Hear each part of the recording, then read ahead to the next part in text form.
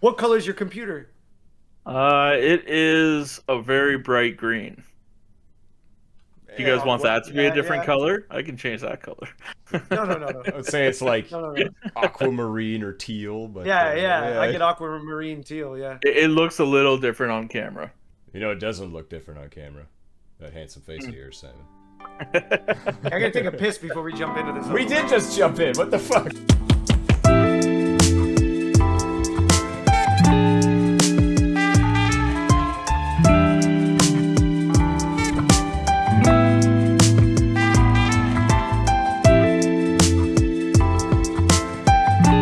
This is All Games Go to Heaven, Episode 9, The Indie Showcase, featuring Crawl, Samurai Gunn, and Shovel Knight. Shit. He sucks. How vain are you that you think we're talking about you when you leave the room for 2 minutes? Pull your head out of your ass. Pretty vain. Yeah, pretty. As you're stroking yourself, admiring your reflection. Are you looking at your own camera feed? Is that what's happening? Yeah, you You're definitely staring at is. your own face, aren't you? Yeah. Pink to green balance, right? You know, orange to teal. You know. Is pink your most flattering color? Is that why you picked it? Okay. Ready to intro us, Mike? Episode 9. Hey, Before everyone. you do that, what order are we going in? Did you say that? Steve, Michael, Simon. Okay. Saving the shittiest for last. Yeah, and I just want Steve. Game, not person. Okay. No, but also just like I think I still see Steve as a guy who like invests in so much indie games. He invests in all the shit. He's maybe not the 2D king, but to me he's the indie supporter like of all time with board games, video games, stuff like that. So That would have been great color had you said that after the intro. I'll say it. I got to introduce Simon first and everything too. Oh, yes. I'm not clapping. It's all synced up on my thing. I'm not clapping. I'm not doing it. Hey, we're all synced up, so let's just all give a cheesy hello. Hi guys. Hey, what's going on? Ew. Hello. Thanks for participating, Yeah, Simon. Thank that you so much. enthusiastic greeting for our next episode was given by the often spoken about but rarely seen, the illustrious Simon Yaird. Who showed his face? Who showed Yeah. his face? Yeah, long time listener, first time caller. Should be, super excited. Yeah. What are we doing today, Mike? Why is Simon here? Well, Simon is here today because we wanted to rip on him in person. But beyond that, what it is today is we have a very special episode, which is our first in what we hope to do every season, which is our sort of indie game special, where we focus on indie developers, smaller game companies, and just overall games that you may not have heard of and are very accessible. Platformers, smaller shooters, you name it. Our main focus, and the only thing that really counts about this one is that it's an indie developer or one that you might not have heard of before. Yeah. And it's episode 9, by the way. Just to keep on track with always saying the number in there at some point. But we've each chosen a game to,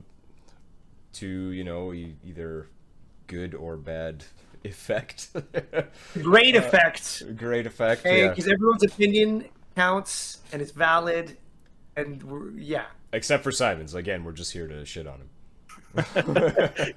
I should say every time that you guys do bring me up or mention me in some way, it's usually in the context of bringing up like a shitty opinion about something that neither one of you can like even justify for more than 15 seconds before you break out into laughter or saying that I can't do it. So it's nice to be here to actually be able to speak for myself for once. Yeah.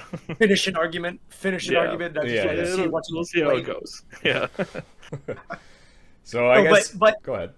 No. Anyways, we all picked a game, and Simon. The other reason we have invited our good friend Simon to be on today, not only is he notorious and infamous, and we mention him all the time, but he's also as addicted to gaming as we are, and he has a great opinion on games most of the time. Yeah. Just had to say that. He oftentimes has a great opinion on games. Just not about The Last of Us 2. We were talking about one. We were talking about Oh yeah, one. that's right. Sorry, Yeah. just not about The Yeah, Last that's of Us right. is what I'll say. Yeah. But if we're ready to jump into it, I'll go with. I'll start with mine. Go for it. All right. So the game I picked is called Crawl by a little two-man team called Power Hoof Studios. It's just Sweet logo, sweet name.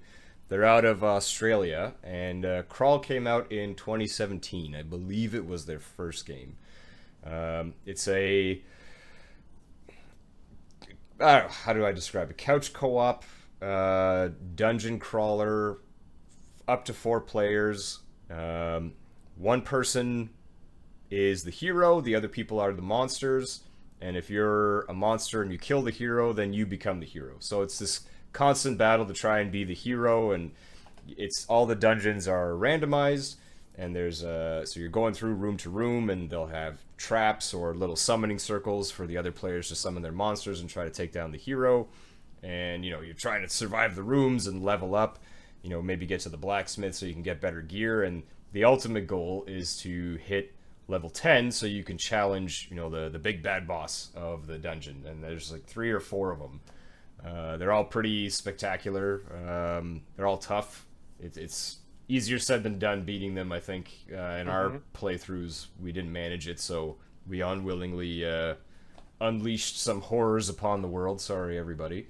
And, they take like 30, 40 minutes, but in terms of, I don't know, I like that it brought back couch gaming. It's split screen seems to be going away. Everything is online, and this is just something you can pick up super easy. It's 2 buttons, and you just have a really fun time with your friends. Yeah, and I mean, most of the time I find it's like 50% of the time you end up unleashing the horror upon the world. That's the beauty of the game. It looks sweet when you unleash the horror. I mean, there's buildings getting ripped out in the animation. There's things getting, I imagine, screaming souls somewhere in the distance. Yeah, and just to stick with, I guess, my theme, it's another pixel art one. Barney Cumming is the name of the artist, and I think he's a fantastic pixel artist. I've looked at some of the work that they're doing on their upcoming game, which is called Drifter, and it just looks like a pixel art film noir detective story. It just oozes freaking all kinds of not vibes, but I can't think of the word that I'm looking for, but you know what I mean. It looks awesome. Ambiance, sure, tone, whatever, something like that. Tone. So, sure. Big shout outs to Barney Cumming for his always good looking pixel art. I'll say, like, for the most part, the heroes in Crawl, they look pretty basic. Like, they don't have faces or anything. But, like, there's at the start of the game, you have to pick, which god you're going to represent, and that lets you assigns different starting monsters, which you also level up.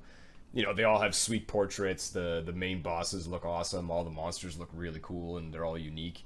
Like, they did a great job with that. Yeah, and I mean, to go just a little more in depth into that, I mean, the mechanics go even deeper, where you're sort of leveling up 2 characters at the same time, because like Steve said, you're picking a god that are your monsters, but you are a human at the same time. And how it works is whenever you're not the human, so one of the 4 players assumes the role of humanity. They get to keep their soul while they battle from room to room in this dungeon crawler couch game, which is amazing. And you're right, it brought back that genre. But as that player progresses, all the other players that aren't the human kind of get a chance to kill him and take his humanity, and let their human get a chance to kind of go room to room.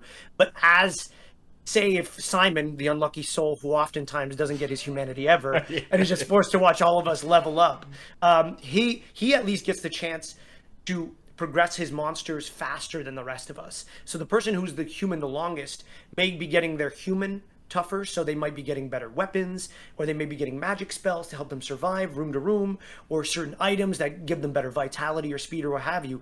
But say, hypothetically, if Steve, myself, and our 4th player are consistently human, and poor Simon there crying on the sidelines, and we're just using his tears to clean our blades, he at least along the way is max leveling his monsters. So whenever he gets a chance to jump on what are called sigils to evoke the monsters, his just becomes so badass they can oftentimes kill a human in 3 to 4 hits, versus the lower tier monsters cannot. And somehow Simon never seems to get those 3 or 4 hits.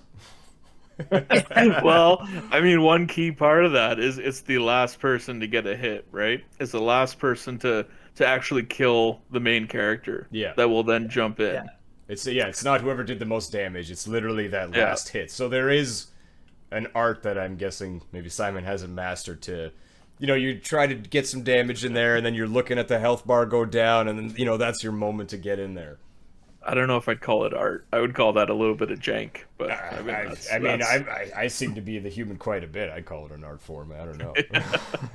No, but maybe you're like I've been hiking and in the woods with you a lot. You like to be in front and fall down the hills first. So maybe that's your thing. You just like to be the first one in. You're storming D-Day, but you're the first one on the beach. You get riddled with bullets. We know where not to run now. Why does Simon have to die in this analogy? Because he does. I'd rather he doesn't did. crawl. I would rather. No, but in crawl, he dies first as the monster. As the It's monster, Mike's yeah. fantasy fulfillment is what it is. That's okay.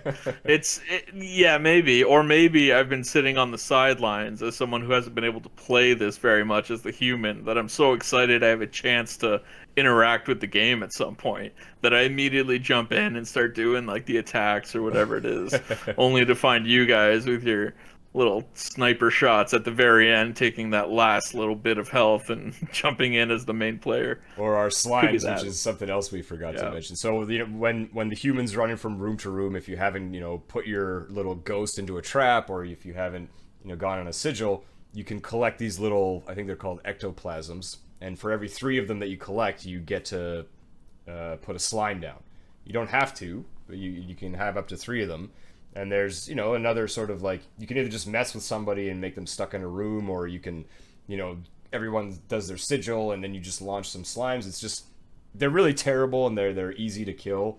It's just that little extra chance of like, maybe I'll get that hit in. I prefer the word blob. Offended a little bit, but we don't need to talk about it.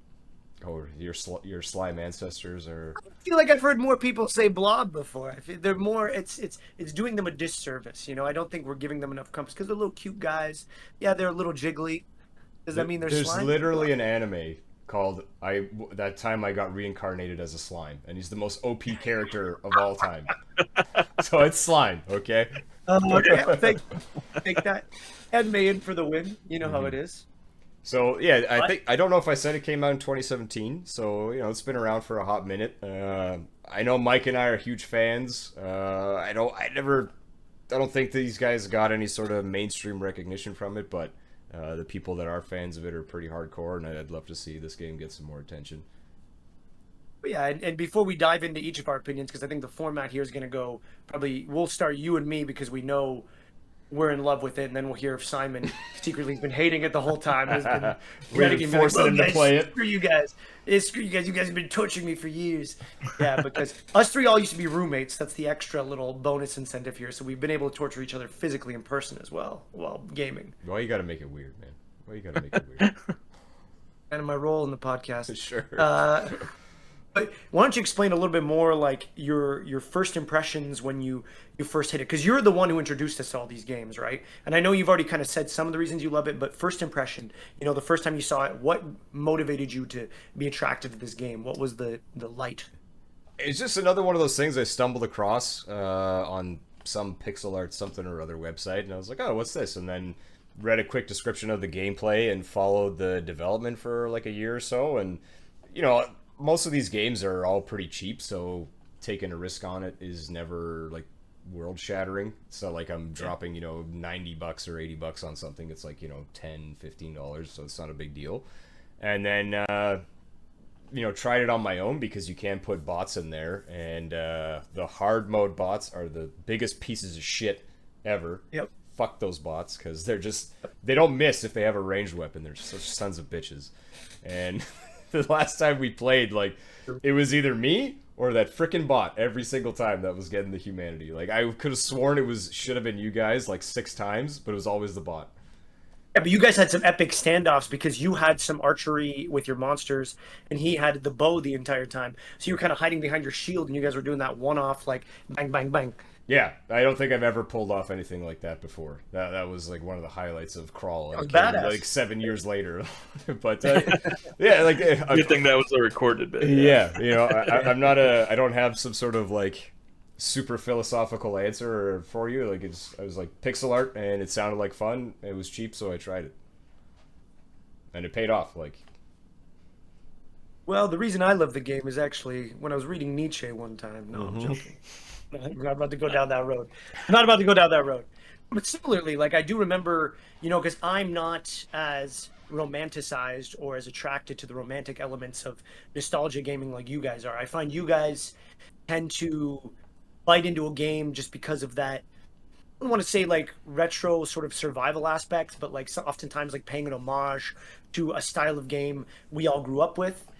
So for me, I'm oftentimes less romanticized by that, and I'm also oftentimes turned off by the idea of it being like an indie pixel game. It has to have really unique gameplay hooks to lure me in, like something that I can bite my teeth in beyond just this sort of nostalgia feel. And to me, I remember the biggest thing was this idea of we were all, you and I were living together at the time, and we could all get into a room again, just like back in the day, pick up a controller and all play it on one screen. That was it. It's like games were slowly slipping further and further away from that accessibility, especially around that era when it was moving towards the Xbox One. I think was one of the first ones that kind of said no more, no more, shared console. PlayStation had started doing it with what?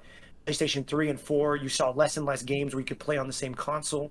They wanted you to be at home and linking in with your buddies, and they're at home and you guys are both watching on your own screens. So to me, it was like just the perfect time where it was hitting that wall where we were being almost disincentivized to be in the same room playing together unless we had two TVs hooked up, right? So that was a great experience to just be able to get in a room again and just be with your buddies. Because even when playing online, it's still fun, but that was the original appeal for me. And just that aspect of really being able to screw over your friends. Because the thing is, it's like you can just, because you can take control of a million things in the room. You can be a barrel and throw a barrel at your buddy. You can be like a cart. You can be like a spike trap. There's a million ways to try and kill your buddies, and it's amazing. Yeah, yeah. Like you fling a chair, take a trap, go in a painting. Like even the treasure chests that have the gold. You can possess those now. Like whatever you want. There's an opportunity to mess with somebody. Yeah, and I mean, I didn't even care because like one of the big features of like I guess how you end the game is there's no real number of chambers or levels you have to get through. You could probably hypothetically get through, like if you're just playing with buddies and no one goes for the end game, you could probably play through 30 or 40 levels of this thing, going over and over again of just variability. But the biggest thing is you get 3 chances to take on these monsters like Steve was talking about.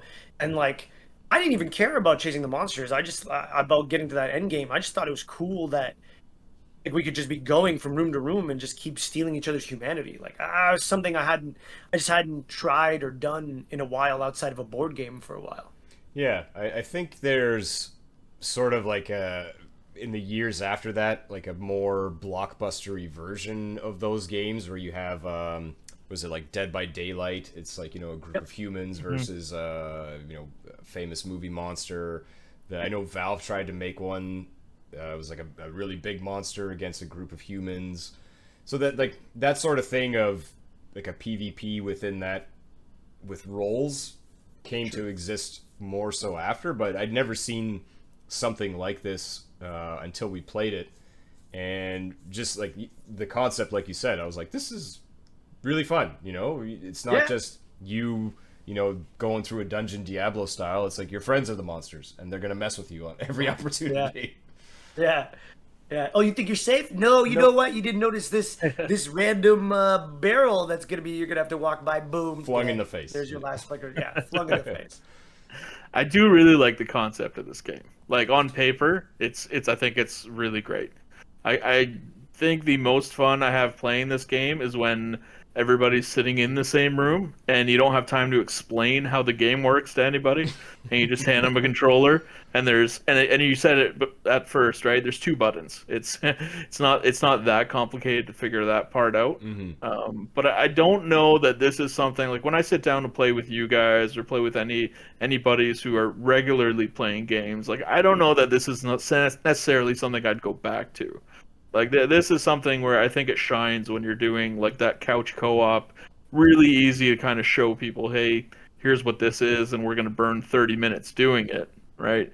My issue is when, when we're playing together and we're on the second or third campaign, the second or third 30 or 40-minute session, and I'm just sitting there floating around as a ghost for it's been an hour and a half at that point. Yeah, but what does Steve always say? Get good, scrap. Yeah, good Get script. good. Yeah, it sounds like a you problem, not a game That's like problem. a you Simon. problem. Maybe it's a me problem. I don't know. Like I almost wish it had more mechanics. Like I almost wish it was a little more complex than being a two-button thing. Just because it only counts the last hit on the kill, and then you're watching somebody else try and grind through the levels to eventually kill the boss. But yeah, I mean, are you really focused on whether someone kills the boss or, quote unquote wins that scenario? Not really. Like you're just having fun playing with your friends, and I'm also into the art style. Like I know, Mike, you Yeah. said it was maybe like nostalgia based for us, but I don't know. Maybe you're right. I'm always kind of drawn to that 8-bit or 16-bit art style, and that stuff kind of pulls me in. But I Represent guess Simon. I guess the price has to be right on something like this, which it is, right? Something like this is not, like you said, a $60 or $70 game. So this is one of those things that I would buy just to have access to if people are coming over and you want a quick way to entertain some people. But it's not something that I'm just gonna sit down and, get good at typically. Yeah, I honestly No. I don't disagree with that at all. It does fill that role that you described perfectly. It's like, hey, I got some buddies over. It'll take 2 seconds to explain or not explain. You can just be here. Here's two buttons and go. Like it's cool that we have the ability now to do the remote play. It let us get footage of it with us going. Am I gonna suggest every time the three of us are online to like play crawl? Probably not. But if you guys are here, I'm definitely gonna say that. Like I still have tons of fun playing that game. So even if it's just once, like over a weekend, like worth it. I've the amount of times I've played this game, I feel like I've made my money back like 10 times over. Sure. Same. Have you been like regularly playing it since release, or did you discover it later? I got it when it came out. The most I played it was when we were all living in Ottawa, because we just always had friends around. Like there was such a large friend group all living in the same place. Since moving away, like I think probably with you guys is the first time I played it in like 4 years. Eh, actually, I don't know, maybe not, but We dipped a toe here and there, but, Yeah. but you said it well because you and I were playing this early access days, like right fresh off the oven, pretty much. Because back then, the thing that did get a little tedious, like Simon was saying, was like once the appeal of us just being in a room toned down. At the time, you had like two main bosses and like four gods you could pick from. That was it. Yeah. Now there's like 8 to 10 gods, a shit ton of monsters, way more level variability. Probably like 5 or 6 main bosses, I think. And there's so much more content, and I think that is the thing that now is better for players to enter into, versus us when we started. We could hit a wall a lot faster. yeah, there's more, like even just the amount of stuff that you could interact with in a room, like quadrupled. Yeah. The statues of the top level monsters that you can possess, those didn't used to be there. So like I don't know, like somebody's level 2 and all of a sudden there's a statue of like a dragon. Like you're gonna get them with it. And there's the race to that statue. Like that's new. That didn't used to be there. So they worked on it for a while. Extremeness of the weapons. Just the weapons too. Like I don't see as many repeat weapons as I used to. Yep. Like there didn't used to be spears. There wasn't slings. Like at the beginning, it was like bows, swords, and a club. Now you have like daggers, dual maybe? daggers and scimitars, and like they did a good job sticking with it for a while.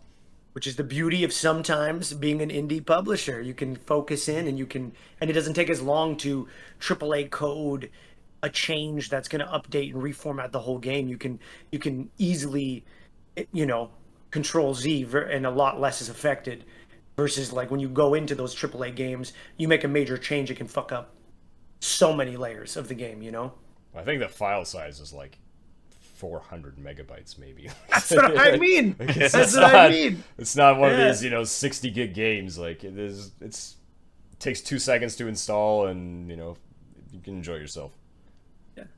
Yeah. Simon, any more trash to throw in the garbage fire? Well, it's not trash. I have like a middle of the road opinion on it. It's I'm not gonna talk it down. I'm glad it's out there, and I'm glad like it's an option for when people are hanging out and playing it. it's like, you talked about hitting the wall early. Like I hit the wall at the end of one match of that. Like when we you can put as many different gods and monsters in there as you want, but at the end of the day, like if we're gonna sit down with what I think now is significantly less time to sit down and game together Yeah. than we used to have, that's probably not going to be my first pick. If we're at like if we're at someone's house and everyone's trying to sit there and figure out what game do they want to play next or what do they want to do, it's a good way to burn 30 minutes, but it's not my go-to. And now we get to the segment where we talk shit about Simon. No. No, I'm just Honestly, kidding. no, that's a good one. That's a good one because I think we're gonna have. It's good that you're middle of the track on this one, because I think you're gonna be hating the next one and loving the last one. It's good. You're right in the middle for this. It's perfect. And you gave us a You're little making bit of a- assumptions. You're making lots of assumptions. I know what you like and what you don't. I think we feel like we've talked about it. Let the man speak for himself. I know. The I man know. speak for himself. I know. You don't want to straw man some totally weird out of left field position and then attribute it over to me? What do you mean? Why is this game is this the real monster? Is the human the real monster in this game? Oh, don't get started on this. There it Don't you is. get started on this again. Should we move on to the second game then? It's about as good of a segue as we're gonna get, I think. So yeah, let's. Before we get too deep into a little stray concept. So for my game, I chose the brilliant and everlasting game known as Samurai Gun. Fantastic game. Yet another one of those 2-bit, 2-button, easy concept, infinite fun kind of game. The wall for me never really has hit with this game in the sense that I keep getting a lot out of it personally. I mean, this game is pretty simple. It was developed by a young game designer named Bo Blythe back in the day. And I think its original publisher was called Marxistentialism. But at the time, really, it was just Bo Blythe working on something called Game Maker. And he was with this sort of, I guess, 2-bit prodigy, where I remember by the age of 19, the only interview I could find with him was at the age of 19, he had already coded, after 8 years, something like 12 or 13 games. And then one day, him and his buddy were just on the couch, sitting there, and I think he was watching, and this is kind of funny, he was watching The Room by Tommy Wiseau in 2017. And his buddy looked at it, and he's like, I kind of want to make a game right now. And his buddy's like, you should make a game about samurais with guns. And that night, he went and programmed a base concept of it. By the end of the week, he had a workable version, and in half a year, he had the polished version that we see today called Samurai Gun.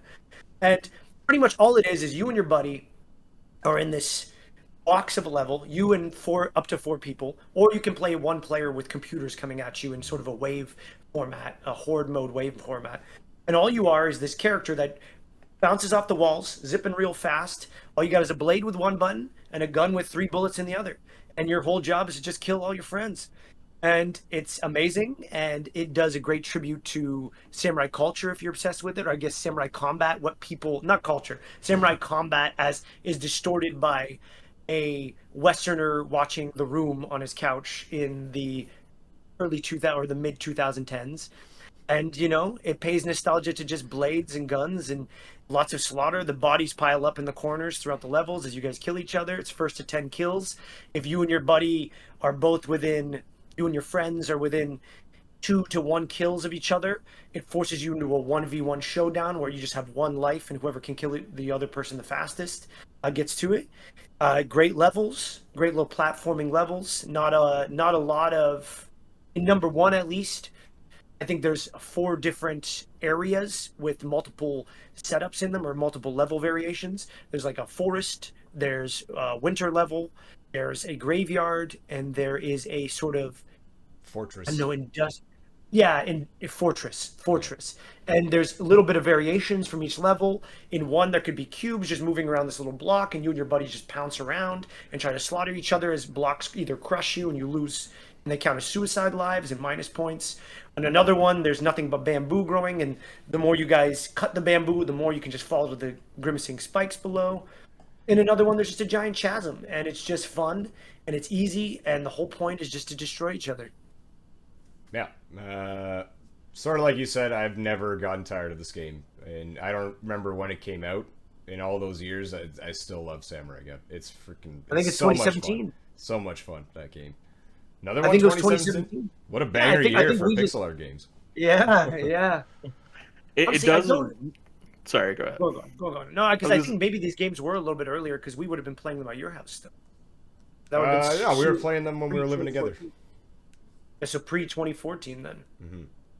Yeah, I was gonna say this game I think does one of the best jobs at time between loading up and having fun that most games don't nail. Like it's going to be about 10 seconds between launching the game, assuming it launches properly, to you playing it.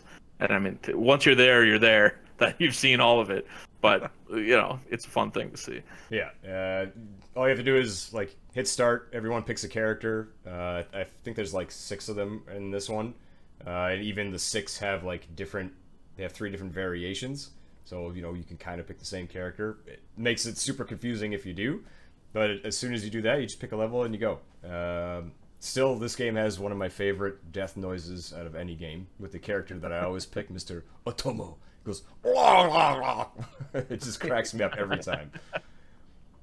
No, but that is a good point you made because this game is like when you were saying about the no time between, you're in it. Like there's short load screens. It's again like 50, 100 megabytes on your computer, and you're right in there, and right away someone's dead before you blink, and you're back and you're dead, and somebody else is dead, and you're falling to this ground, and people are already shooting bullets at each other. Like you've barely hit the ground, and already you've got both your buddies like fast blading each other to try and slaughter one another, and you get no reprieve. It just goes faster and faster and faster depending on the level. Yeah, I think you'll know within like 10 seconds if this game's for you or not. Like it's. There's like a little bit of deceptive depth to it too. Like you start with 3 bullets, but if you go in the water, your gun is useless. If you hold the sword button, you can sheath your sword, and while you're sheathing it, if someone's close to you, you'll kill them while with the sheath motion. But it also makes for just like that little fraction of a second of a quicker draw when you do the sword thing. The sword gives you momentum if you're in the air, so you can go up faster, down faster, left or right. You can bounce off walls. Like there's all these little things that you just start to pick up on the more you play it. Yeah, and like one thing we used to do a lot was we'd sit there with like a flat level, and we'd shoot a bullet at each other, and you can hit the bullet back with the blade, and we just sit there seeing who misses the first time. Yeah, and because you get in these epic standoffs of who's gonna miss the bullet and who's gonna just get slaughtered in the process. Yeah, because it speeds up too. That every time you redirect it, it gets faster and faster and faster and faster, and it gets bananas. Well, yeah, and you guys are describing Pong. You know that, right? Yeah, but it's with swords Yeah. and guns, Simon. yeah, Swords and yeah. guns. You Yeah, recreated Pong. Yeah, that's fine. No, but this all started by a conversation. Hey, why don't you make a game about samurais with guns? Brilliant, done, amazing. But like, I don't feel know, like but there's more steps to it. I feel like it wasn't just he's gonna watch a movie, this horrible movie. Was gonna watch The Room, and then he's gonna decide, hey, we're gonna end up with Samurai Gun. 6 months later, published. Yeah. Hey man, who's what's to going say through where his head? inspiration comes from? It's true. That's true. Boredom, but like, are you just bored watching The Room? So you're like, your thoughts start to wander, and you're just kind of like, what game am I gonna make next? This movie's terrible. I don't even want to focus on it right now. Like, I'm just gonna go code the most banging frickin' brawler game ever. Like Super Smash Bros. Samurai Gun. no, but he, just to go, because I didn't get too deep into it, but Bo Blythe, even before this time, I mean, his whole story is, I guess, at the age of 11, he was given something called the 3D Game Maker, and he just found that already he was hitting a wall at the age of 11. He downloaded a program called Game Maker, and before he even got to that, he had already developed a couple games called Armed Generator Doom Machine, Fish Face, Shoot First, and then later on went on to do a game called Zero Space. And it seems to be that Fish Face, Zero Space, and Samurai Gun are his big solo tributes. So by the time he was developing Samurai Gun, he had a lot of experience just messing around on Game Maker. I mean, in the interview, they were asking him, like, what are you going to do after you graduate high school at 17? And he was going into this. So yeah. So like by the time they're having this conversation, he jumps on that night and pretty much develops the base concept of this game that night. And him and his buddy are already doing like a rudimentary version of this game. So, he had a lot of experience, I guarantee, already kind of thinking about what works and what doesn't work in this very refined 2D box that I can make in Game Maker, to the point where, I mean, some of his credits, he has, like, I tried to look up more about him, and like he's got credits here and there, but he has 11 game credits on Valve. And that was during that interview. He'd only been like 9 or 17, and somehow he had already, in that time between like 17 to 21, he worked on 11 Valve games. So like he's, he is this sort of He young worked on programmer. 11 games that he published on Steam. Is that what that means? Yes. Okay, so there you go. He That didn't- answers. I that don't even answers think Valve at this point has 11 games. So that's what they mean. But Yeah. and a bunch more are published on Epic Store, and he linked up with a musical. They're called the Dose One, is a company focused literally on developing hip hop experiences in games. And so early on, they realized, hey, this is a cool concept, and that's one of the coolest things that actually attracted me in this game was you do get this banging kind of like hip hop track in the background as you and your buddies are just bouncing off walls, clashing blades in the middle of the air that are just thrusting each other back, Matrix style, with infinite Dragon Ball power in your blades. Like you got hip hop tracks going in the background. Like, to me, that was such a beautiful combination. I don't know. It got me right away. As soon as we played our first rounds, I was like, whoa. Well, What is this? Samurai Champloo, the anime, did that, right? They had the whole hip hop Yes. intro with Nujabes as the DJ. That's probably still one of my favorite animes of all time because that soundtrack is just so freaking mint. And it's samurais and hip hop, like it just goes. I mean, Wu Tang was doing it back in the day with ninjas. Like, Oh, yeah. there's just something there that works. Yeah, I you guys agree. might be reading a little bit into what they put into the game. I agree that all of those combinations of things are great. I don't know that I found all those in that game though. That what was is Mike. your- That was Mike. Yeah. Yeah, but like, Yeah. we'll end on Steve for this one. But like, well, John, I'll pass the ball to you right now. Like, what is your impression of this game? What is your feeling? I think it is. I think it's really fun. First of all, and playing it with anybody is really easy to do. Right. It's also one of those that you can just kind of pick up, and it's easy to get decent, and one of those where it takes a while to get really good at it. It's kind of surprising to me how much fidelity there is in there, because you really do have to time like your slashes and your button presses as to what you're gonna do. You can't just kind of mash your way through it. But having said that, I do kind of wish that this game expanded and did a lot more. Like I think of Towerfall when we were playing this and we picked it back up. What was it, like a month ago when Steve was saying, "Hey, this is one of the nominated games. Let's quickly pick it back up and take a look at it." I think within like an hour, we were playing Towerfall afterwards, and it reminded me a lot of, hey, these guys probably played this or have seen this. It's this kind of game is not this style is not unique to Samurai Gun, but it's been expanded on in other games, which I think serves them well because there's more to do there. Samurai Gun is a lot of fun, but I would take it in like short bursts. I don't know that this would be something that you'd want to spend your whole night playing, but I'm glad it's there, and I'm glad that we have copies of this that we can keep playing because the core concept is really cool. Though I do wish, if it was possible, if there was ever a Samurai Gun 5, right, that we would see a huge expanse of the kind of weapons and environments and what they could do with it. Like when I look at that, I think that this is a really promising proof of concept for a lot more that this guy can probably do. On its own, it's a lot of fun and it's really great, but I'm really surprised that there hasn't been more of these. So just as a quick note, part of the reason we switched to Towerfall so quickly was we were having issues with the remote play on Samurai Gun. Yeah. Which we did it with the sequel, which I'll talk about in a bit. And then once we got tired of the sequel, we went to Towerfall and had a blast. Yeah, it wasn't because we weren't enjoying Samurai Gun. If the first Samurai Gun was working properly with the remote play and had sound, I don't know why that works for me or it doesn't work for me and works for Mike. I would have been okay playing that like the whole night. Sure. But I also Me too. I also at like when it was just me and you, I also got the impression, and I'm glad I'm wrong, that you didn't really like it, so I didn't want to just make you like keep playing it for 2 hours, I thought you hated it. I thought you hated it. Oh no, I don't hate it. I don't hate it. But I do think, like I say, that I do think there are other games that do this similarly and have expanded on it since then.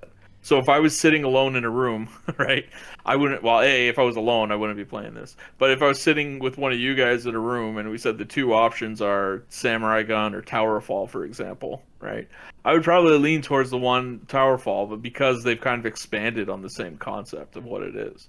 Sure. But Sure. on its own, it's still a whole lot of fun, and for what it is, and for being one guy, as you say, that came out with it on his own, like that's wildly impressive. That he was able to make something that's got, like I say, a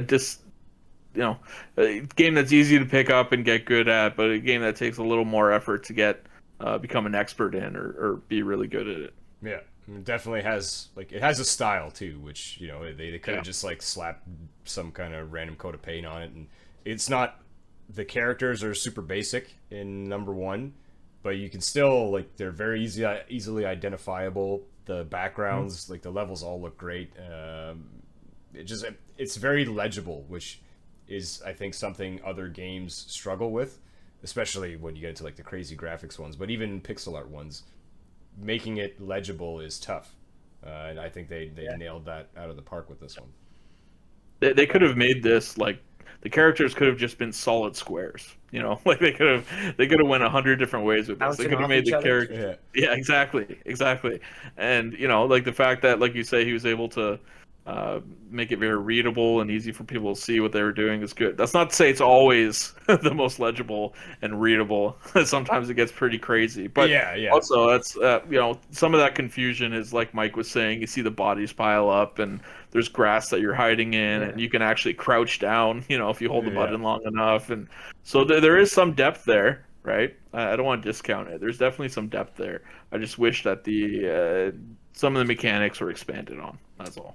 So, and for me, having had the experience with the sequel now, because there is a Samurai Gun 2, I like just how streamlined and bare bones it is. I'm not gonna really ever play Samurai Gun for like a solo adventure. Like, it's just something I want to play with my friends. And in the sequel, every character has like a unique. There's a dodge now in the sequel as well, which uses one of your bullet charges. But every character's bullet is unique. Their movement is unique. They have like there's super moves and like different stuff with their swords. The guns are different. Like, some guy will shoot a fire bullet, some guy shoots a bomb. One guy has like a sickle. And to me, that's just it was too much to think about in a game that I just want to get up and play, like, and go and just start having fun with my friends. I don't want to worry about button combos and something like this, or what is this guy's power going to do? What's that? Yeah. It's like, no, we all have this. We all have a sword. We all have 3 bullets. That was perfect. I didn't need more than that. Well, I agree, and because when I was doing the research for this, Bo and his development partner now, Adam, they started a company called Scrambler, which Samurai Gun 2 was their first title under it. And when I haven't played all the modes on it, but same idea. I remember I was a little turned off when we tried Samurai Gun 2, because it's like there's a simplicity of, like, we're all on a level playing field.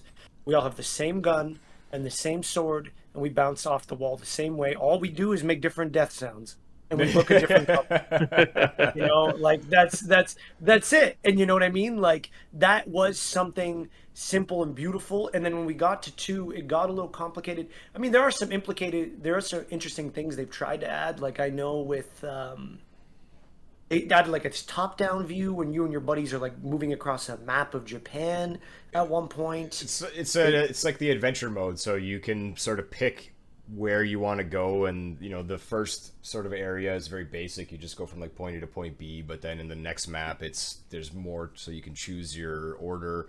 You're fighting AI opponents in those the whole way through. So it's like an adventure mode, but it's still that like horde mode from the first one, but with like a prettier coat of paint. You move from place to place instead of the level just starting, and it's so fast because there'll be like 2 or 3 enemies. So you walk around the map, you get in the level, you hopefully take down the 2 enemies, and it usually takes like 10 seconds because this game is so quick. And then you load out of the level, go to the next one. It's like on paper, I get why they would do that, and I think it goes to your point, Simon, of just trying to expand upon what they had in the first one, but it just seems sort of like superfluous. Mm-hmm. Yeah. So Yeah. I wonder, like, do you think Samurai Gun specifically, do you think that game would have really appealed to people if it was like an arcade game or something like that? If we circled back, 20 years ago and its main release was in an arcade or something, similar Yes. to I think similar so. to a Turtles game or something. Like I Yeah. think that would have excelled there. Like the format of we're gonna jump in, we're gonna play this round that's anywhere from 30 seconds to 4 minutes, right? Feed it quarters, and then we're gonna come out and Yeah. I think that would have Yeah. worked. I think it would have been It right at would've. home next to Joust, a Joust Yeah. arcade machine. That would have been perfect. Right. Yeah. Yeah.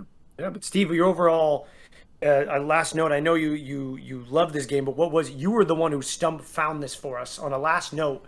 To close off, what you think? What was your first impression when you found this?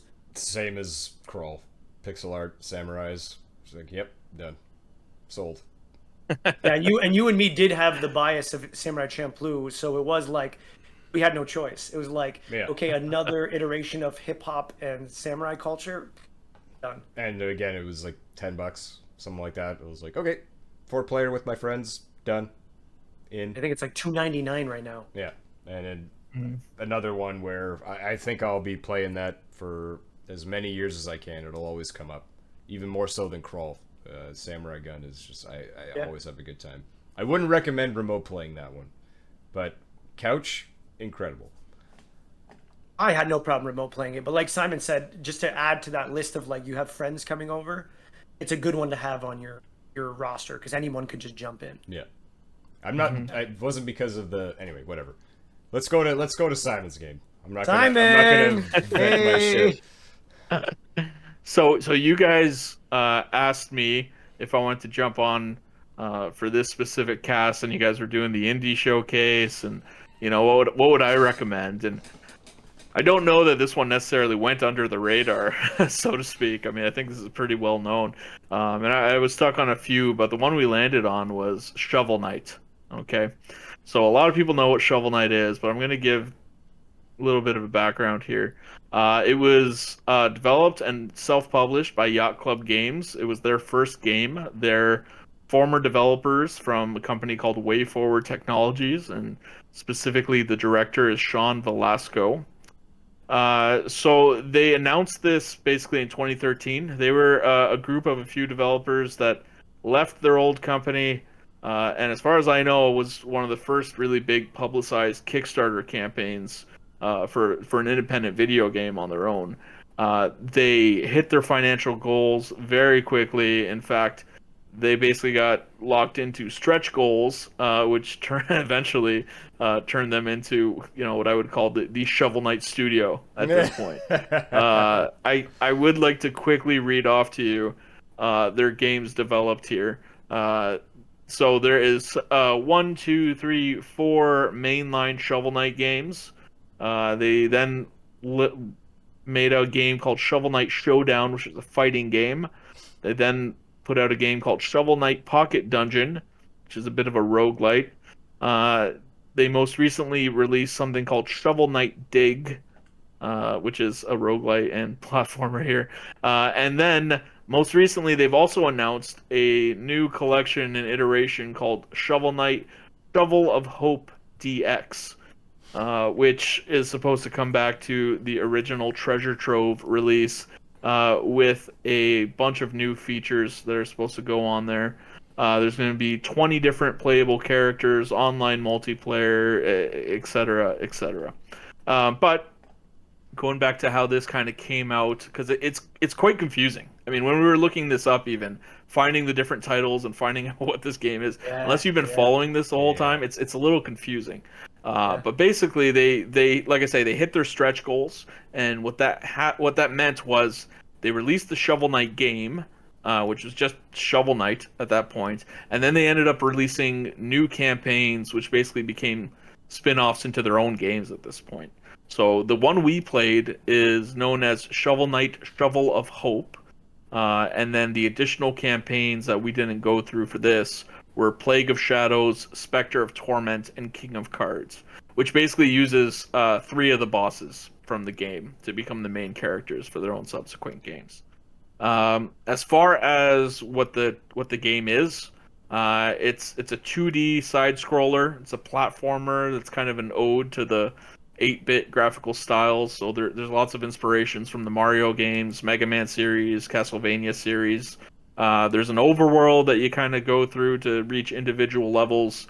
You fight through the levels, and then you fight a boss at the end of the level. And then there's mini bosses that pop up, kind of like the turtles that would show up on a Super Mario 3 overland map, where you just kind of run into them and you're just fighting that enemy. You can die in the game and then recollect your gold. That's kind of the only the only issue when you die. Then finally, when you get to the end, it's anyway. So when you get to the end, it's not dissimilar to like a Mega Man game structure or things like that. One thing I wanted to note was their music in this. I don't know how you guys felt about the music, but the music was composed by Jake Kaufman, and there was actually 2 contributions from Manami Matsume, which was the Mega Man composer. Oh. So yeah, I went from Mega Man to doing 2 tunes for Shovel Knight directly. As far as like their critical reception, came out overall very positive. They sold 180 copies within 1 month of their launch, which is huge for an indie game. 180 copies? 180,000. Oh, okay. 180,000. Sorry, did I say 180? You did, yeah. I was like, I don't think that's that much, dude. Like, I thought you meant 180,000. I was like, I think that's what he means. Like, I It is what I meant. All right. Yeah. I'm glad we cleared that up. got you. 180,000 copies. As of June 20. Let's see. Sorry, by December 2016, 1.5 million copies have been sold. April 2018, that number increased to 2 million. Wow. So it's still going. It's still that was the most recent number I could get, but it's still going. The year it was released, it got Best Independent Game Award at the 2014 Game Awards for whatever that's worth. And how much I do can you see think it it shaking cost your to head make? already. Did Sorry, you find Mark? how much it cost to make? No, I don't see how much it cost them to make it. They did raise. Let me see here. What the No, I don't Kickstarter have is. the number here. But their original figures obviously were significantly lower than what they ended up collecting. But no, I didn't see how much they made. I think it was a team of about 5 people that did this Wow. originally, and it was one of those that was being done out of the director's house. So it's God. it was, as they say, it was a passion project by them. Uh, yeah, and they're pretty in tune with their like speed running community and things like that. They run a lot of events. They do advertise the world record at the end of the game as to who's currently holding it. So I think the world record right now is a guy named Smoggy, and he does it the 100% run in 1 hour, 2 minutes, and 24 seconds. Jeez. For him. Good for him. Yes. Yes. Wow. So I got this game not on release. I probably got this game about 5 years ago, which would have been about 3-4 years after its release. But this game's going on 10 years now. And like I say, it's about to get its own enhanced version with a new re-release. I guess it's that old by now.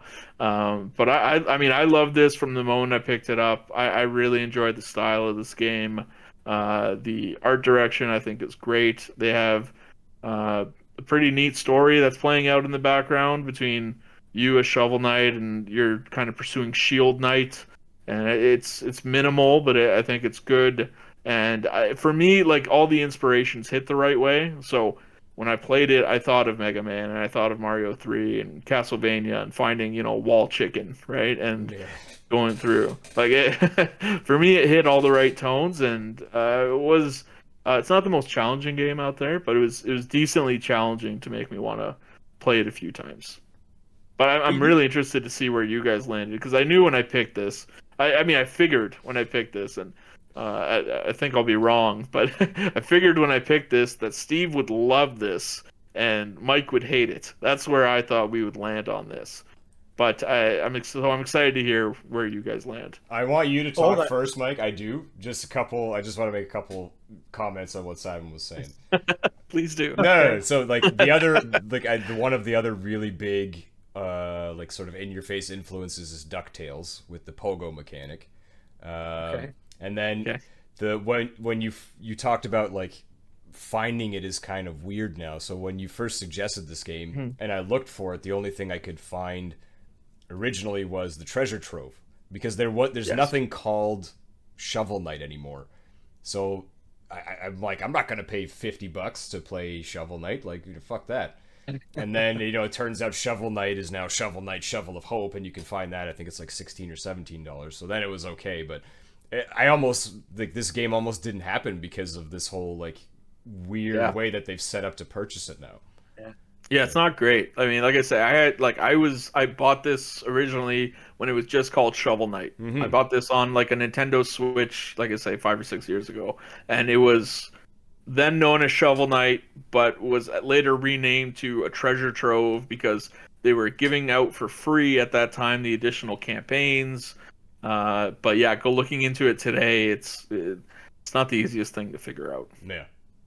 Once you know, and maybe this will help. But yeah, that first thing, I was just like, "There's no shot I'm paying $50 for a Shovel Knight." Like, Yeah.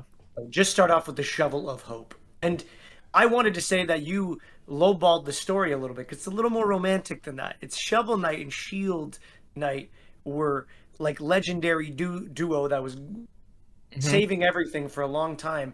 And then one day, Shield Knight plummeted in some mission gone wrong or something, and Shovel Knight goes out of his way and becomes nothing but a lowly farmer with his little shovel for a long time until like the Tower of Despair or something, or the Spire Tower of rises Fate. again, The Tower the of Tower Fate. of Fate, and the enchantress of the sorceress comes back, and then suddenly Shovel Knight looks at his shovel and is like, I am the only one who has a shovel who can do this, and goes on an adventure. And that is the setup. That's the tea. That's the story.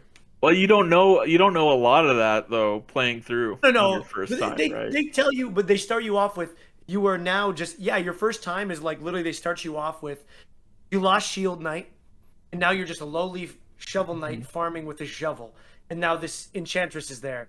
Go save the world. Boom. That's pretty good. Pretty good. Yeah, I like it. It's good. I think it is good. I should say, I didn't really talk about some of the gameplay stuff. You do use your shovel. You go, you platform through. You can collect what are called relics, which is very similar to the different weapons and abilities in a Mega Man game, where you just equip a different power and then you use that, and you have a magic currency for that, like the energy in in Mega Man, and so it can change the way you play quite a bit depending on the powers that you get throughout the game. You can upgrade your armors by visiting towns. You can upgrade your health. You can choose to make things more difficult on yourself by destroying checkpoints in order to get more gold. There is like what we were saying before with the other games. I think there's some depth to this if you dig in a little bit. No pun intended. oh, come on, pun Whoa, whoa, whoa. intended. Yeah. There's gonna be so many of those. Yeah. But you can destroy the checkpoints to get more gold. I didn't know that. Yeah, I Yeah. figured that out accidentally, and it really screwed me in one level. Because if you, And when then you don't destroy get to you use go, it. Yeah, you Yeah. go back to the checkpoint that you haven't destroyed even earlier. Man, did that screw Damn, me I'm in happy one I level. didn't. I'm happy I didn't figure that out. Yeah. Yeah, and if you have, there's like a new game plus mode where you have less checkpoints and you take more damage, and you're supposed to go through the campaign again, and it's something that's worth playing, I think, more than once. But from what I'm hearing, I don't think we all share that opinion.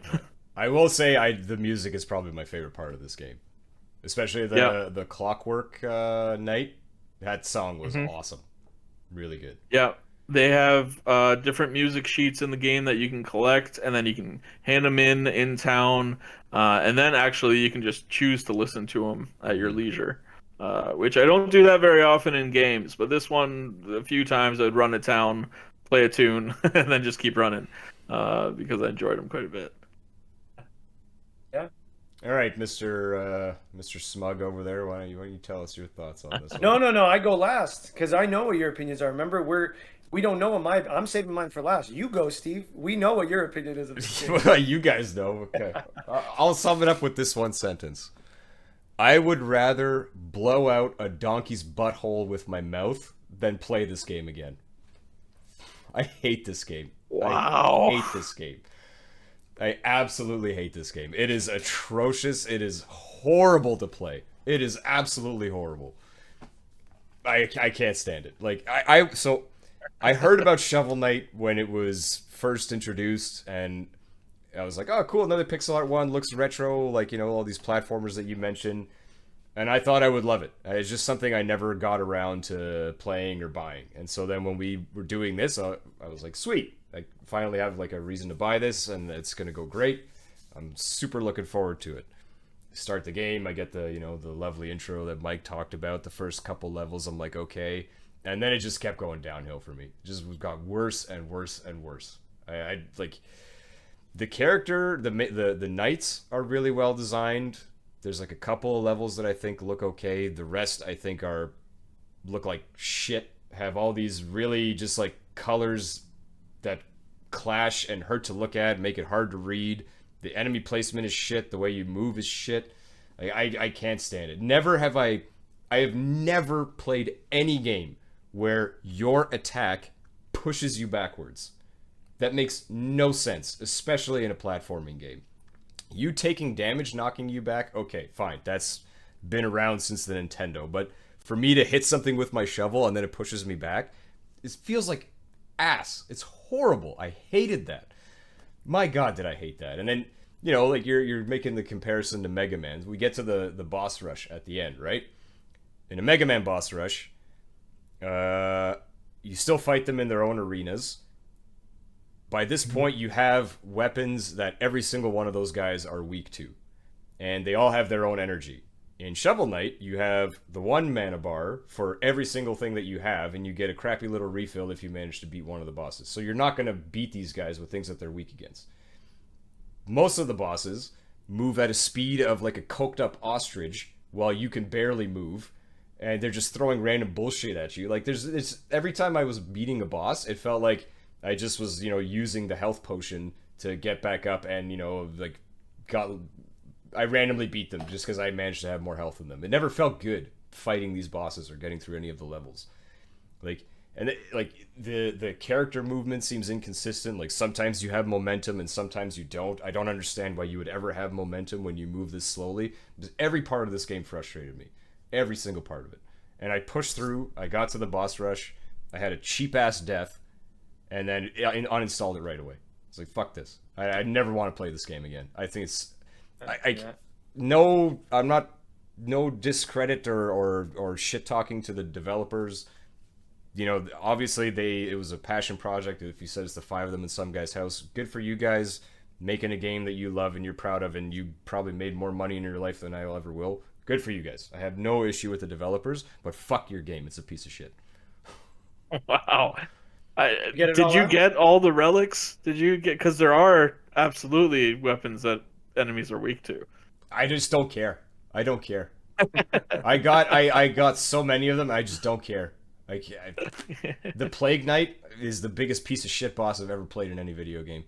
I would rather fight Melania 60 times than fight that stupid fucking Plague Knight again.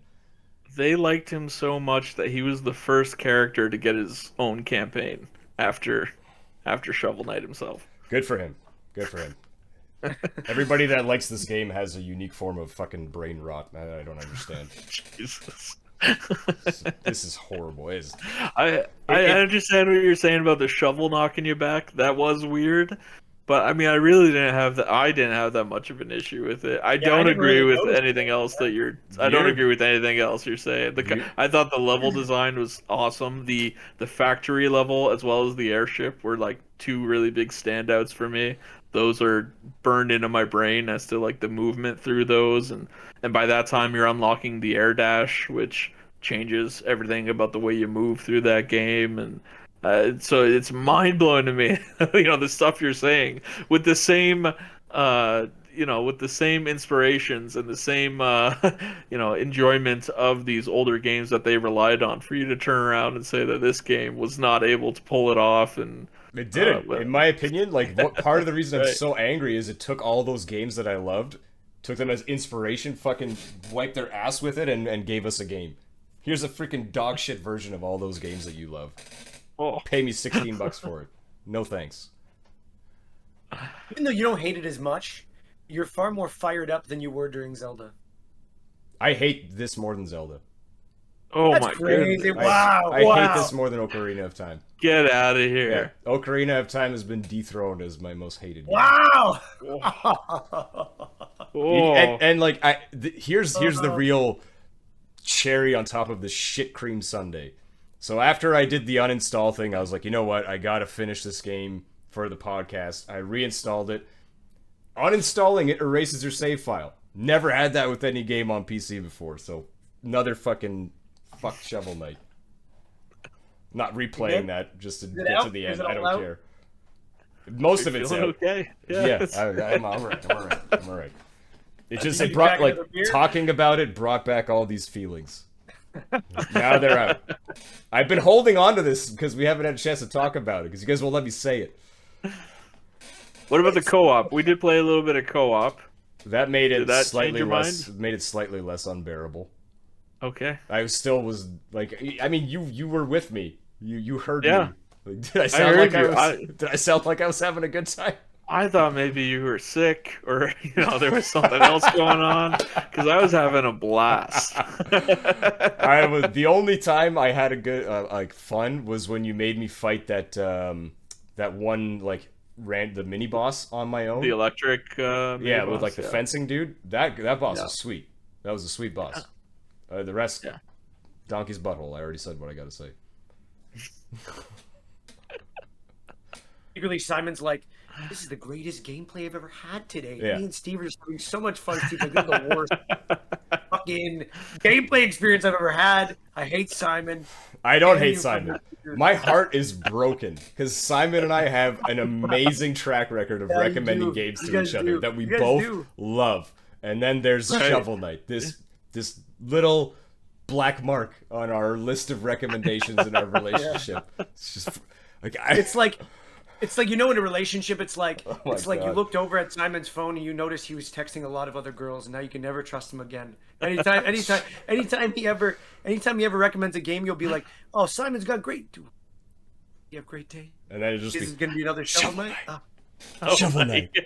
Shovel Knight. All recommendations downhill from here. Like by my second playthrough, every time I was sitting there, or my second time like session, I should say, I was just like, "Fuck you, Simon. Fuck you for picking this game. Fuck you. I hate you." And then I would like stop playing. I was like, "Okay, I love Simon again." Like, Well, I'm glad it's a pretty short game then. Jesus Christ. Yeah. That was I think that would qualify as a pretty hot take on this game, given how popular it is and how beloved it is. like I You're- said, you know, it's some sort of like mass delusion that everyone's going through. Like the what's the thing? I can't. There's a word for it. You know how everyone thought Berenstain Bears or Berenstain Bears is Berenstain Yeah, Bears? yeah, right. Everyone's having Yeah. that same sort of freaking like brain aneurysm with Shovel Knight that likes it. What the developers actually figured out is the right combination of colors next to each other evokes a similar experience to acid. So it's like everyone is just actually on a giant high most Yeah. of the time. You're just impervious to it. That's Yeah. what it is. The Mandela Well, it's- effect. The yeah. Mandela effect. There it is. Yeah. yeah, there you go. Yeah. Everyone remembers it being good when it's actually shit. Well, I mean, we don't have to remember for the purpose of this. We got to play through it very recently, so I mean, you're entitled to your opinion. I think it's wrong, but you can have your opinion. That's, Well, it's a beautiful game. It's most a people beautiful would, game. Most people would say I'm wrong about Ocarina of Time too, but no one's changing my mind on that fucking tire fire. I'm holding my tongue on all this. That's all I'm saying. I've been like trying not to jump in and say anything to any Just of say this. whatever you want. Say whatever you Yeah. want. That's what we're here for. Well, I know. I'm just. It's I haven't said anything to you about my opinion on it. Simon knows a little bit about my opinion on it, but I've wanted to hold it off and keep it a surprise to the very end, right? Because you guys do have this track record of being like, oh, here's this great game, Simon. Oh, Steve, you're the best. You just picked the greatest games. And Steve's just like, Steve's like, Simon, you pick the greatest games. I'm over here being like, these games are shit. You guys are shit. Your taste is shit. You guys don't know shit about games. I must just be not a hardcore enough gamer to like the games these two little fools freaking like. That's right. But I loved this game. I loved this game. I absolutely loved playing through this game. Like from the very first moment, I was hooked. I thought this like pixel combination with the music kicking in and just like the Shovel Knight story. I was like, okay, simple, catchy music. I'm in. I'm in. Quest mode. You know, it combines like Simon mentioned the area map of like Super Mario 3. Super Mario 3, I'm pretty sure, right? Yeah. Meets like Mega Man, which I've never really enjoyed, but at the same time, it also reminded me nostalgia-wise of a game I remember growing up called Mischief Makers, which I have fond memories of. And some of the design language on it reminded me of that. And I just found it very easy, and I didn't have any trouble with the bosses. I was finding myself, like, I beat the game in, I think, 4 hours or just sub 4 hours. So it was a quick little playthrough. I found myself tearing through half of it like in no time, in like 2 hours. So I was like, man, this is really accessible. Like I only really disliked the underwater level. Beyond that, and that's only because some of the mechanics, like the boss in there, and some of the mechanics just felt awkward with like the way you would pogo off things. You're underwater, so you're getting that same kind of Mario underwater effect of things drifting. But the shovel didn't really translate. I had no issue whatsoever with this whole you bouncing off of things when you hit it. I was like, whatever. It didn't really bug me that bad. I thought it was cool how it's got RPG elements because you can upgrade your guy. The relics were amazing. Like Simon said, they helped make bosses easier. I found myself getting into challenging places where suddenly I would just deploy a different relic, like a boomerang that would go through it, kind of like the hammers from Super Mario Bros. Like the Hammer Bros would throw. And you have a boomerang that does it. And if like something was too big of a headache, I'll just an anchor and I would just go under it and throw it. And I'd be like, okay, cool, sweet. But you had to go off the beaten path. You know, because one original thing that they really did with this was that you go into the village, and there's 3 villages, 3 sort of areas before you get to the final castle.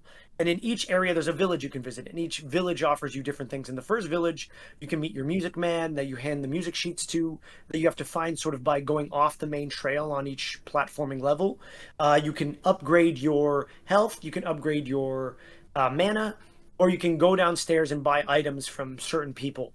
And the item seller is just randomly stuffed into chests all throughout the game. Like you'll be platforming through different places and you'll just go off the beaten path and he'll just randomly be there and he'll hop out of a chest and be like, hey brother, what's up? Here's this rare weapon I wouldn't have sold you in the shop anyways. Do you want to buy it? And if you have enough gold, you're like, yeah. And those weapons were clutch.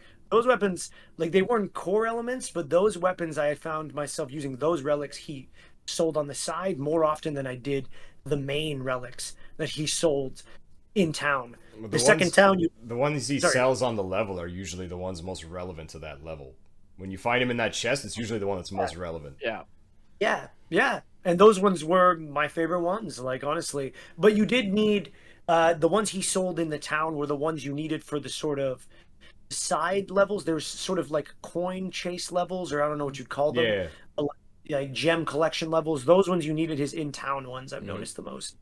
But one of my favorite things was these little side knights you had to fight, because like there's 8 main bosses I think, and these little side guys were some of the best fights. Like you called the electric guy with the jousting thing. There was the guy who thought you were the evil version of the knight, so he attacks you with his boomerangs. That was a great fight.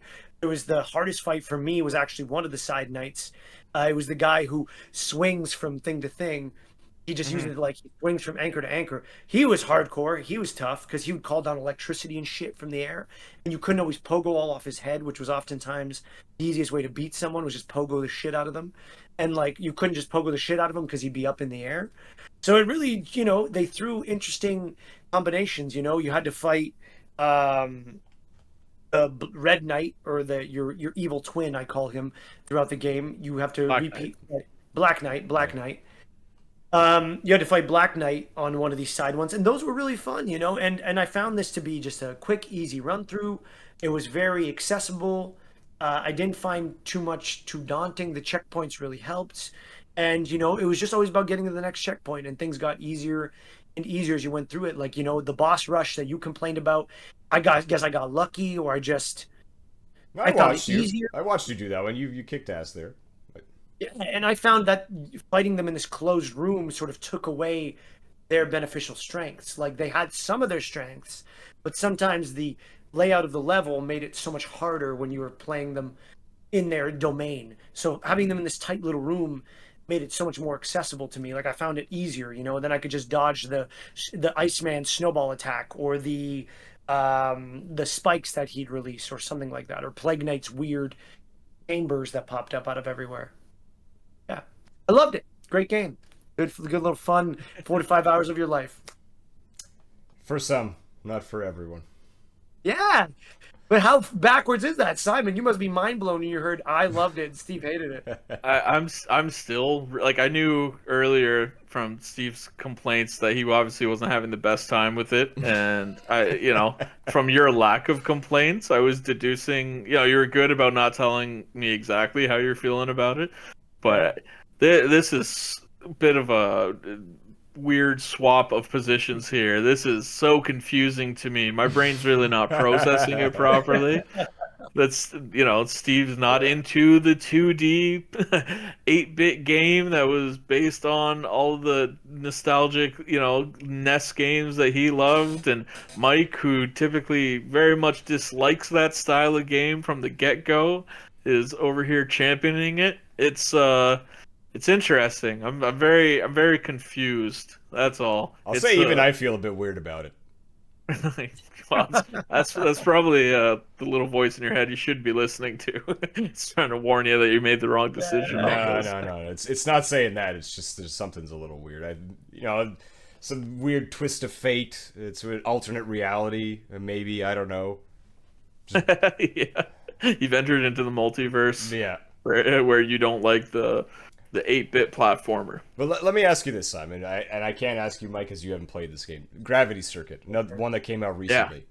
Fantastic game. Fantastic. Controls and just feels awesome to play the whole way through, right? Yes. Not once did I get that same feeling from Shovel Knight. Not even close. I mean, they play very differently. Like they're the movement in Gravity is huge, right? Like, I mean, the hook shot that you have, and you're running through the levels pretty quickly, if you want to, right? Yeah, it's very different. I mean, this isn't an outright Mega Man game. This has a lot of elements from it. But I maybe it was a poor example, but I never felt like I was fighting against the game just to play it. Like, yeah, there's difficult parts, but I literally felt like I'm fighting against the core mechanics of Shovel Knight when I'm playing it, and that's never going to feel good to me. See, like, when I go through and, you hit, like, the dirt blocks, and you have, like, the fist that you punch through, and you're basically gliding in the air when you do that, and then you do the air dive, right? And then you do the, you'll do, like, a big slash with your shovel. Like, to me, that stuff seemed pretty fluid. Like, you could kind of load up a screen, and then you could kind of figure out how you take a second, figure out how you're going to go through it. And with there being, anywhere from 3 to 5 checkpoints on every level, I was never really worried about the penalty for dying on it. So I feel like I had a bit of a different experience. Like, I feel like I was able to float through those pretty quickly, and very rarely was I stuck in a spot where it happened, but it's rare where I got stuck in a spot where, you hit an enemy with your shovel in front of you and you move back the 2 or 3 pixels, it sends you back and you fall into a pit or something like that. Happened to me. Yeah. Well, let me ask you, Mike, because there's something in Shovel Knight I wouldn't have discovered if we didn't play co-op. So the relics, right? Yeah. To me, like, I don't know if I just completely missed it. Was there an explanation that you can use different relics? Because when I was playing the game, it seemed like whichever one you purchased, like, replaced the one that you had, and there was never anything of, like, open the menu so that you can pick a different relic. Did you stumble upon that by accident, or was it explained that I missed it? One of the villagers tells you that you can change your relic. Yeah. In One the of the menu? villagers running by. Oh, okay. One of the villagers running by, because I talked to all the villagers in the first village, and they all gave me a tip. Or not all of them give you a tip. Some of them just have a throwaway line, but some of them give you tips. And Yeah, I mean, the thing that I didn't find explained to me is you can get these elixir potions, and I couldn't figure out what to do with them for a long time. I had these empty potions, I couldn't figure out how to use them. That wasn't until you told me I could open up a screen and use them. I didn't use a single potion through my entire run. Like invincibility or health or whatever they give you extra mana. I didn't use a single one through my whole thing. Ichor, the So Ichor. yeah, the Ichor from the thing. So when I got that, right, the guy's like, "Oh, go to the giant fish, and he'll fill it up for you with something." So I did that, and then I thought that was my relic. Like I thought that's all I had. So I didn't have any other abilities because I didn't know I could use them. So I was like, okay, like at some point in a level, I'm just gonna do like 10 seconds of invincibility, and then I'm just all I have is my shovel. So the first half of the game, like, was probably more annoying than it should have been until Simon and I played co-op, and he's like, "Hey, you can just pick whichever one you want." And I was like, "Oh my fucking god!" You never accidentally hit like a bumper on your controller? Yeah, that's what I did kind No. of too, though. No, it just never happened. Yeah. I was too busy throwing my controller through the television playing that game. I don't know. For me, it was just like if someone said it, and so I had one relic, and so I bought another one, and then because someone said it, I just went through all my buttons and tried to figure out what would switch it, and then on the D-pad, I figured out pretty quickly I could just switch it, and it was game on. That was it. Yeah, you know what? Like, out of everything that's come from this, I'm glad that you liked Shovel Knight and you like a 2D retro game. Yeah, It's great. I mean, look, Now we can I start feel like I recommending gotta- you other ones.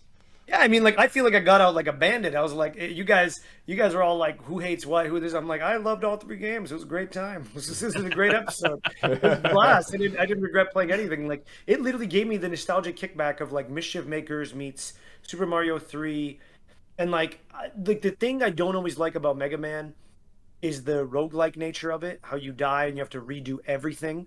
That's what literally I want to strangle and just destroy. Like I need checkpoints and I need there to be always some forward motion with a game. And that's part of the reason why I struggle so much with Elden Ring at the same time because I just don't like games that make you go all the way to the fucking beginning. Get good, Scrub. Yeah, hey, Steve, Shovel Knight, get good, scrub. Yeah, What's yeah. up? You can finally hit me with it. You can finally hit me Go. with it. You can play Mega Man with like save states and things like that now. Oh, I mean intend that to. was a limitation of like the old Oh, I hardware, intend right? to. You got passwords and you could come back, but you didn't have the abilities unless you went and beat the bosses again. But they released like the legacy editions and the anniversary editions, whatever they call them. I think they're the legacy editions. Yeah, something like that. Yeah, and I think they have save states built right into that, like even on console at this point. The beauty of emulators, I have a save state at all times. Oh, there you go. We Yeah, don't that'll use work. emulators because we're not supposed to be using it. No, not for any of these. We never have used emulators ever, Nintendo. Thank you very much. Probably ever used. There's nothing wrong with using emulators. You're just No, not no, supposed there to. is. No. No, Simon, there's not. Simon. You don't steal video Opinion games. does not There's a match difference. those of all game We're not. programs. I've never used an emulator, so I don't have an opportunity to steal. know what I don't. I would emulator never is. steal a video game, especially from Nintendo.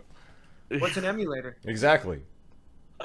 Nintendo Well, an has the emulator most. is a- No. You shut up. Okay, Nintendo has the most aggressive like group of lawyers I've ever experienced from a video game company. I don't want anything to do with them. Okay, well, fair enough. Yeah, The amount I'll of leave it like at that. non-profit fan games that they've shut down in the past 30 years is insane. Modding community doesn't exist because of Nintendo's lawyers. Like, we're not messing with them. Yeah, I don't think you are. I wouldn't worry about that too much. But they're not the only ones who do it. Not to go too far in this tangent. But yeah, they're not the only ones who do it. And you know what? Like the bigger concern is when they actually scare the people who make the emulators, rather than scaring anyone who's playing or using them. But you know, like that Pal World game came out, which everyone called Pokemon. Pokemon clone with guns. They never went after them, and you know, I'm sure they looked at the models and realized that you know they would or wouldn't be successful and didn't go forward. But Well, yeah, there's, I'm strong on my stance that there's nothing wrong with emulators. they sued a guy that was making, it was either like a GameCube emulator or a Wii emulator, one of the two, and they sued him and won like millions. I don't think that guy has millions, but you know. Yeah, you're not supposed to break down their original code and hardware and then build your own thing based on that. And I get that part, but you know, as far as using an emulator for a game that I've paid for and I already own. And La la la la, can't hear you. La la la. all Yeah, right, and meanwhile, Bethesda's like, here's a game, modding community, we actually need you to finish it. Yeah. and give us a cut. Yeah. Is this gonna be like a regular occurrence now? You just do a drive-by on Bethesda every I've episode? never played the game. It's just from what people say. It's just kind of like, it feels like I need this. Like I'm waiting for the modding community to just like puke all over it before I touch that game. 2 episodes And I in a love row Bethesda. they've taken a hit from you. I know, but I'm a Bethesda fanboy. That's why I'm like, please let me play. I've loved every title you've released. Like I can't believe I'm gonna jump into that. And it's gonna be worse than fucking the stupid one Obsidian made. Ugh. Oh, don't start with that. Don't start with that. What don't we'll like say is definitely play Crawl. Definitely play Samurai Gun. Definitely play Shovel Knight. Don't play Shovel Definitely Knight. play Shovel Knight. Don't play it. It's terrible. You probably already have if the sales figures are any indication. Yeah. Whoa. Yeah, chances are better for Shovel Knight than Crawl or Samurai Gun, but you know, whatever. I have my opinion. You guys have yours. If they interest you, check them out. That's all I'll say. 100%. And Yeah. Shovel Knight. Okay. On that, but also make sure the whole reason we're doing this episode is because, like, these guys are indie makers who are hustling their asses off to make just stuff for us to engage with. So just thank you to all these companies for, taking those hits and providing great, affordable gameplay experiences that don't always have to be AAA titles. Right. We love these titles. We love these games. Simon, thank you for being with us this week. Thank you. Thanks for having me here. Yeah, buddy. Really glad you could join us. I'm sorry you picked Shovel Knight, but thanks for being here. Yeah. And next week we have our season finale, which will end our season 1. So for the 5 listeners who've been there, Simon, I guess 4 because Simon's here right now. Yeah. I'll still download it. I'll still listen. We're recruiting our listeners to be on the podcast already. Yeah. Hey, listener 3, you down next week? No. No, but the next episode's our finale for season 1. We won't be taking a big break, but our last episode will be focused on one of our favorites. Do we say it or do we leave it till then? I don't know. I just said it. Did you? I I feel did. like I talked over you. I think why don't you say it again? Shadow of the Colossus? Yay! Why? That was so weird. I feel so dirty saying it. Yeah. Well, I mean, you got the image right behind you. That could have been our hint. Oh, that would have been way better. Yeah. But for the 2 people that watch it on YouTube, for our audio only folks, it's growing. It's growing. We're getting there. It's fun. growing. Yeah, I'm having a lot of fun doing this. I'm really surprised in the best way possible that we've made it through 9 and we're already well on our way to 10, and look forward to doing many more of these. Great. And we'll drag Simon on for season 2's indie showcase, and hopefully he doesn't pick a steaming pile of dog shit. Plague of Shadows. Oh my god. Spelunky? Oh my god. Spelunky. Oh, don't. All right. Well, don't start down that road. Okay. Well, again, Simon, thank you very much. In our usual customary thing, thank everyone. Love you guys. Thank you for listening. Thanks, everybody. Bye. Bye.